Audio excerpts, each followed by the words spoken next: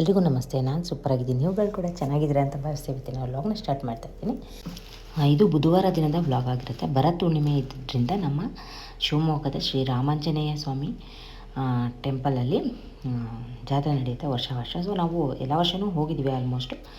ಈ ವರ್ಷ ಕೂಡ ಎಲ್ಲ ವರ್ಷ ಬಂದಾಗೇ ಬಂದ್ವಿ. ತುಂಬ ಇತಿಹಾಸ ಇರುವಂಥ ದೇವರಿದು, ತುಂಬ ಹಳೆಯ ಕಾಲದಿಂದಲೂ ಇದೆ ಅಂತಲೇ ಹೇಳ್ಬೋದು. ತುಂಬ ಚೆನ್ನಾಗಿ ಫ್ರೂಟ್ಸಲ್ಲೆಲ್ಲ ಅಲಂಕಾರ ಮಾಡಿದರು. ನಾನು ತೋರಿಸ್ತಾ ಇದ್ದೀನಿ, ದೇವರು ನೋಡ್ತಾ ಇರ್ಬೋದು. ಕೋಟೆ ಆಂಜನೇಯ ಸ್ವಾಮಿ ಅಂತ ಹೇಳ್ಬಿಟ್ಟು ಪ್ರಸಿದ್ಧ ಆಗಿದೆ ಈ ದೇವಾಲಯ.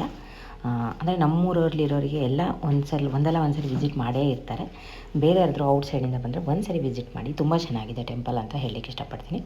ಅದಾದಮೇಲೆ ಅಲ್ಲೇ ನೀವು ಆ ದೇವಸ್ಥಾನಕ್ಕೆ ಹೋದರೆ ಅಲ್ಲೇ ಮಾರಿಕಾಂಬಾ ದೇವಸ್ಥಾನ ಕೂಡ ಸಿಗುತ್ತೆ. ಶಿವಮೊಗ್ಗದ ಮಾರಿಕಾಂಬಾ ದೇವಸ್ಥಾನ, ಅದು ಕೂಡ ತುಂಬ ಚೆನ್ನಾಗಿದೆ ಅಂತಲೇ ಹೇಳ್ಬೋದು. ಅಲ್ಲೂ ಕೂಡ ಫ್ರೂಟ್ಸಿಂದ ಅಲಂಕಾರನೇ ಮಾಡಿದರು.